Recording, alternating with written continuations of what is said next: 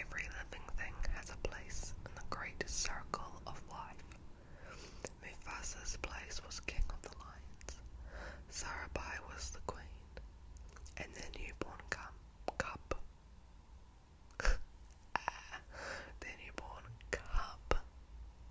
Simba, would one day take his father's place as the Lion King. But on this day, little Simba rested in the hands of the wise baboon Rafiki, who sprinkled the cup with dust and welcomed the future king to the great circle of life.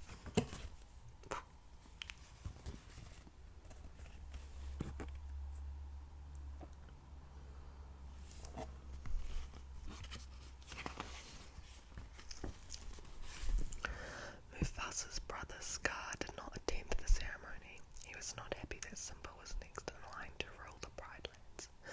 For Scar had always wanted to be king. Time passed and Simba grew. Early one morning, Mufasa took him to the top of the Pride Rock. Simba, look, he said. Everything the light touches is our kingdom.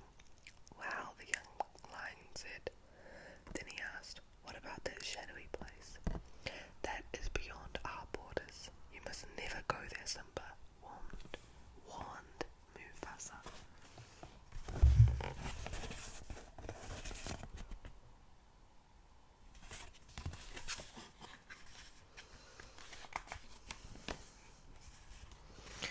Later, Simba found Scar sunning on a rock. Simba proudly told his uncle, someday I'm going to rule the whole kingdom. Well, everything except that shadowy place. My father said I can't go there.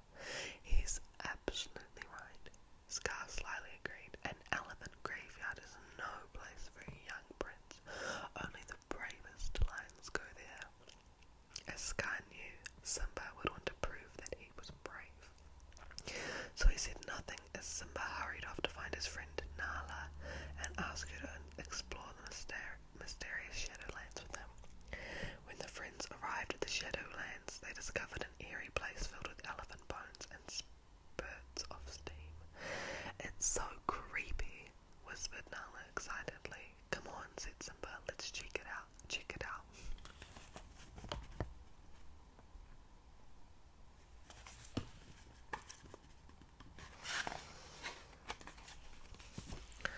Zazu, the king's minister, had been looking for the cubs.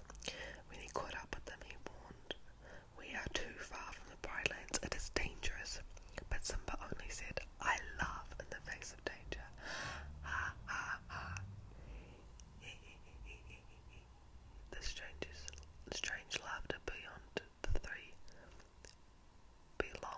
three hideous hyenas, Banzai, Shinzai, and Ed, who slinked out of from an elephant's skull. When Zazu told the hyenas he was Mufasa's minister, they realized that Simba was the future king. He's a king fit for a meal, Banzai was snickered. The hyenas chased Simba and Nala until the cubs were trapped.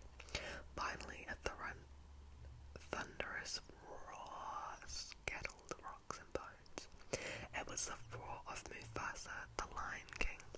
The frightened hyenas ran away.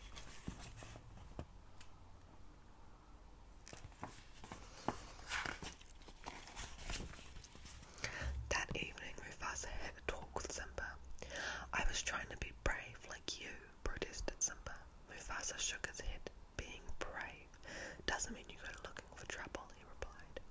Dad, Simba asked suddenly, we'll always be together, right? Mufasa gazed up at the sparkling heavens. The great kings of the past looked down on us from those stars, he said. Whenever you feel alone, remember that those kings will always be there to guide you, and so will I. Although Scar was angry with the hyenas for letting Simba survive, he made a bargain with them. If they help make him king, they could have their run of the Pride Lands. So Scar brought Simba to a vast gorge and promised the cub a wonderful surprise if he would just wait on a certain rock. Scar then signaled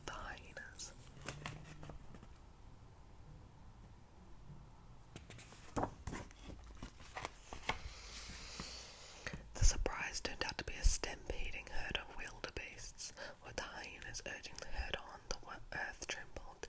Dust choked the air. The wildebeest ran into the gorge, heading straight for a branch. Heading straight for Simba. He sought safety in a tree, but the branch bent under his weight. Just before Simba fell beneath the pounding hooves, Mufasa grabbed him and carried him to the rocky ledge. Then through the thick swirling dust, Simba saw his father disappear under the thundering herd.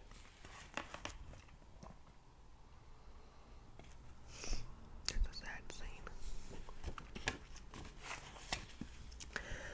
When the stampede had passed and the dust settled, Simba found his father lying lifeless at the foot of a cliff. What Simba did not know was that Scar had pushed his brother off the rock to his doom. If it weren't for you, the king would still be alive, lied Scar, appearing to Simba's side. He tried to save me, said the cub, sobbing. It was an accident. Run away, Simba, Scar advised.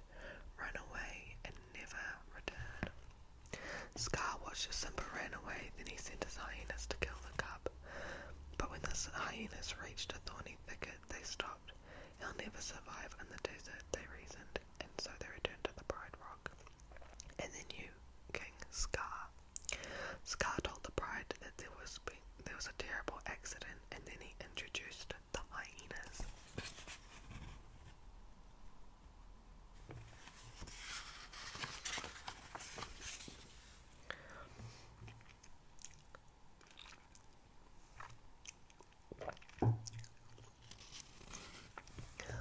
Under the burning desert sun, Simba surely would have died if it had not been for two curious creatures, Timon the meerkat and Pumbaa the fat, friendly warthog.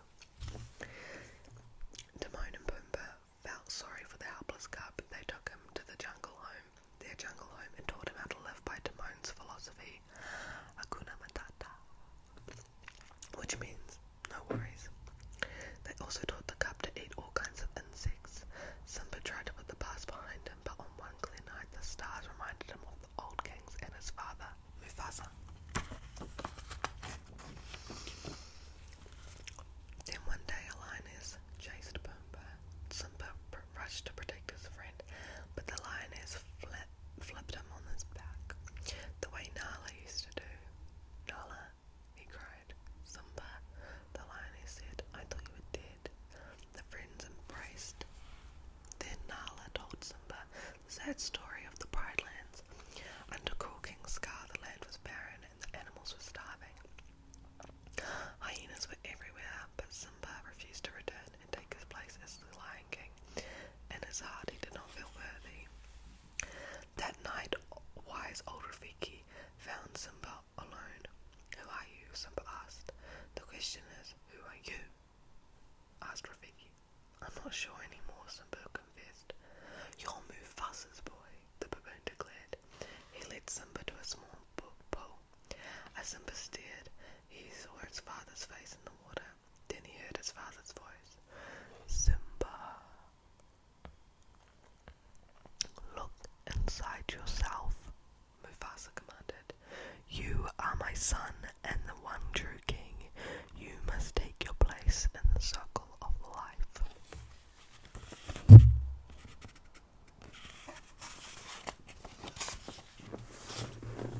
So Simba set out for the Pride Lands to confront the false king. Later his friends Nala, Timon and Pumbaa joined him. As Simba approached Pride Rock alone, Scar saw what he thought was a vision. Mufasa. Hadn't he killed the Lion King himself? Was this a ghost? No, it was Simba. I'm surprised to see you alive, sneered Scar. I've come back to take my place as king, declared Simba. Step down, Scar. With an angry snarl, Scar forced Simba to an edge of a cliff. As Simba struggled to hold on, Scar lay down and whispered, Here's my little secret, Simba. You didn't kill your father. I did. Now Simba knew the truth. All this time he had been innocent. Simba's heart filled with rage and the strength of 10 lions surged through him. He struggled up onto the rock, leaped on Scar, and the battle began.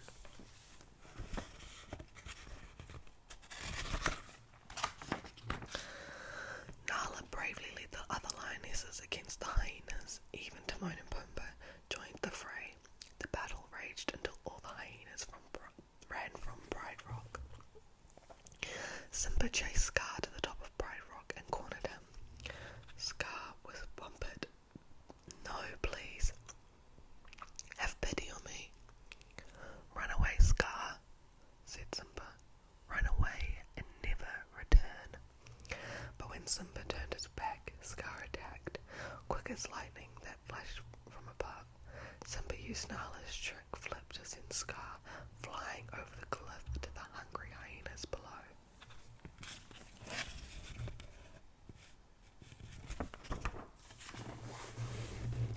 I got pins and needles. So Scar's evil and reign ended, and Simba took his rightful place as Lion King. In time, King Simba and Queen Nala had a cub of their own, from the smallest ant to the largest elephant. The beasts came from near and far to Pride Rock. There, the son of Simba rested in the hands of the wise baboon Rafiki, who sprinkled the cub with dust and welcomed the future king to the great circle of life, which never ends.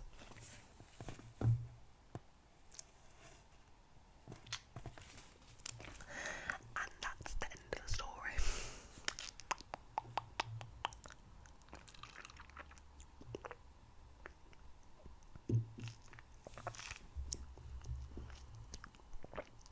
My voice is now gone. So,